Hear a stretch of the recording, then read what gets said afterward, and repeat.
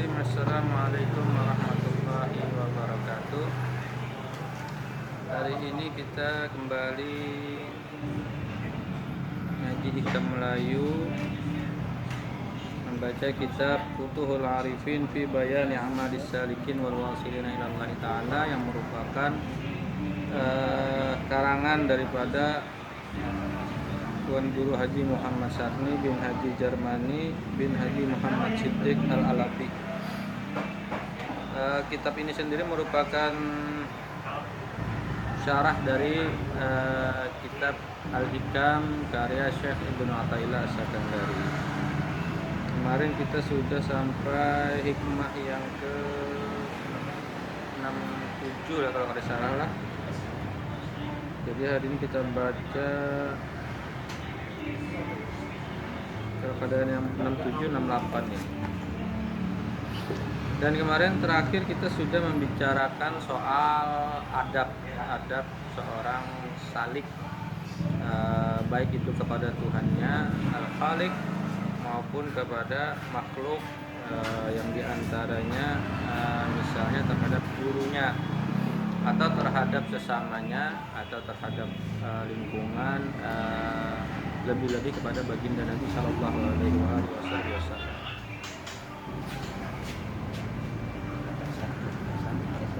Bismillahirrahmanirrahim. Qala al-muallif rahimahullah ta'ala wa nafa'ana bi ulumihi wa bi ulumi aslafihi fid dharaini amin. Idza ra'aita 'abdan aqamahu Allah ta'ala bi wujudil awradi wa adamahu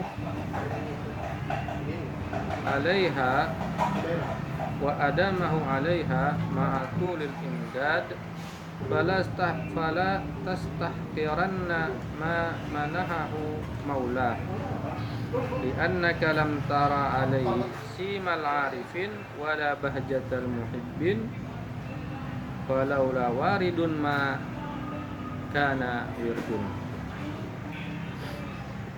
Apabila engkau melihat seorang hamba didirikan Allah atau dijadikan Allah, hamba itu ingin beramal, Allah Ta'ala diwujudil aurat, dengan mengerjakan berbagai amal ibadah atau aurat itu jamak daripada wirid, artinya amal harian atau amal rutinitas, amaliyah lah, dan dikekalkan oleh Allah atas mengerjakannya, diistiqamahkan Allah atau didaimkan, adamahu alaiha, dia selalu mengerjakan amal itu dengan anugerah Allah serta panjang pertolongannya, bitulil imdad, maka janganlah engkau remehkan akan pemberian Tuhanmu yang seperti itu. Fala tastahqiran nama manahahu maulah. Jangan meremehkan pemberian Allah yang dalam kasat mata kita hanya berupa rutinitas harian. Karena engkau masih belum ada melihat tanda-tanda orang arifin pada dirinya dan keelokan muhibbin.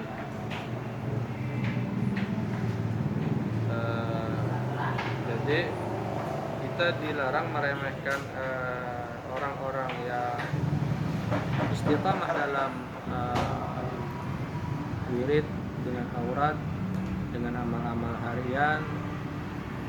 Sementara mungkin kita tidak melihat lewat amal-amal mereka itu kemudian ada hasil atau tanda-tanda sebagaimana kita lihat pada orang-orang arifin atau pada orang-orang yang muhibbin.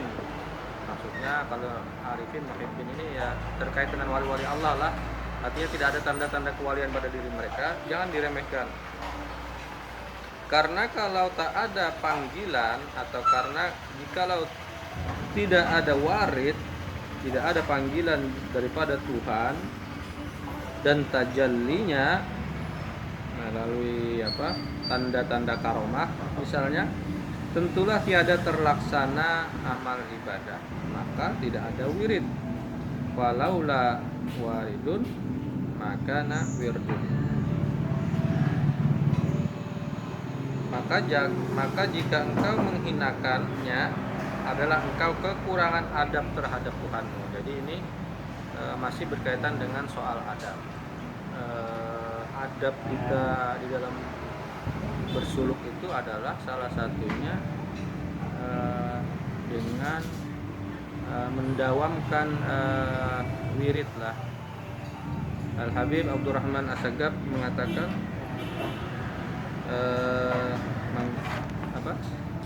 man kana laisa lahu wirdun fahuwa wirdun. Orang yang tidak memiliki amaliyah rutin harian, apapun itu, misal sholat sunnah dia rutin, atau mungkin punya amalan-amalan doa pagi petang, atau amaliyah apa lagi lah, wirid-wirid yang dikhususkan, atau istiqamah dengan sholat duha, atau istiqamah dengan rawatib fardu, atau istiqamah dengan sholat witir, atau istiqamah dengan tahajud. Nah, ini semuanya wirid. Jadi wirid itu bukan sekedar apa yang dibaca, tapi juga apa yang dilakukan oleh anggota terkait dengan perkara-perkara sunnah yang melengkapi atau menyempurnakan perkara-perkara wajib. Jadi orang yang tidak memiliki wirid semacam itu, kalau Habib Abdurrahman Segaf menyebutnya seperti halnya monyet. Monyet itu tidak punya pegangan, dia melompat dari satu dahan ke dahan yang lain, sehingga kemudian bisa jadi kemudian dengan mudahnya ia jatuh gitulah, karena tidak kuatnya pegangan. Nah, wirid itu menjadi pegangan kita di dalam mendekatkan diri kepada Allah Subhanahu wa taala, di dalam penjagaan Allah Subhanahu wa taala. Jadi belum tentu juga kemudian wirid itu secara kasat mata menghasilkan karamah-karamah seperti mungkin yang kita bayangkan dari mendengar atau membaca kitab-kitab yang berkaitan dengan karamah-karamah para wali. Adalah ia sudah mampu mendawamkan wiridnya secara istiqamah, itu pun pemberian yang luar biasa bagi hamba itu, bagi salik itu, karena al-istiqamatu khairun min alfi karamah. Istiqamah atau mampu mendawamkan satu amaliyah secara rutin tanpa terputus itu lebih mulia, lebih baik daripada 1000 karamah sekalipun. Jadi ini satu perkara yang luar biasa yang Allah berikan atau Allah anugerahkan kepada seorang hamba, kepada seorang saleh. Jadi wirid itu amaliyahnya, warid itu hasil daripada wirid itu, warid. Jadi jika seseorang mendapatkan kemudahan-kemudahan dalam hidupnya, salah satu dengan kemudahan beristiqamah atau kemudahan-kemudahan lain yang tidak tampak secara kasat mata, yang Allah berikan kepada hamba, itu pun warid juanan. Kita lanjut dengan hikmah berikutnya, masih terkait dengan hal tadi. Qaumun aqamahumul haqqu li khidmatihi wa qaumun ikhtassahum bimahabbatihi. Kullan numiddu haula'i wa haula'i min ata'i rabbika wa ma kana ata'u rabbika mahzura. Segolongan mereka yang ditempatkan Tuhan untuk mengerjakan ibadah. Ada golongan yang Allah tempatkan mereka amaliyahnya atau wiridnya atau diistiqamahkan Allah dengan mengerjakan ibadah. Segolongan mereka yang ditempatkan Tuhan untuk mengerjakan ibadah kepadanya, dan segolongan mereka dan segolongan yang lain ditentukan dengan mencintainya. Jadi ada golongan yang lain Allah memberikan atau waridnya berupa dengan kecintaan, mahabbah. Lalu di sini musannif Syekh Ibnu Athaillah mengutip firman Allah, tiap-tiap mereka kami berikan anugerah. Kullan numiddu haula'i wa haula'i min ata'i rabbik, dan tiadalah pemberian Tuhanmu itu tertegah. Wa ma kana ata'u rabbika mahzura. Jadi tidaklah pemberian Tuhanmu itu tertegah atau terbatas, atau pemberian Allah itu luas, tiada terbatas. Macam-macam cara Allah memberikan anugerah kepada hambanya, berbeda-beda. Setiap orang punya potensi berbeda-beda, kemudian setiap orang juga mendapatkan pemberian yang berbeda-beda pula. Ada yang dianugerahi kemampuan memperbanyak ibadah,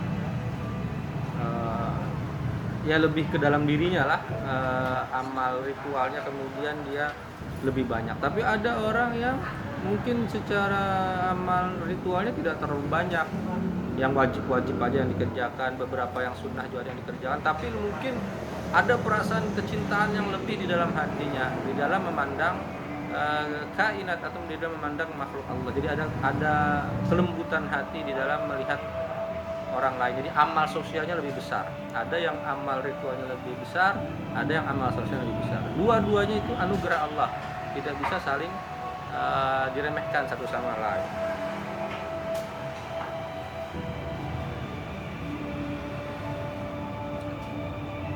Muallim Haji Muhammad Sarni dalam hari ini menjelaskan, aulia Allah itu, kekasih Allah itu dua bahagi atau terbagi dua golongan.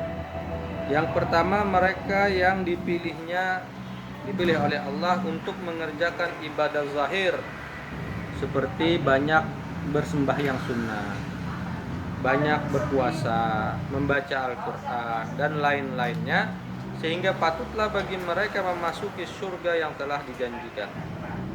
Itu dinamakan golongan abrar. Golongan yang semacam ini yang lebih banyak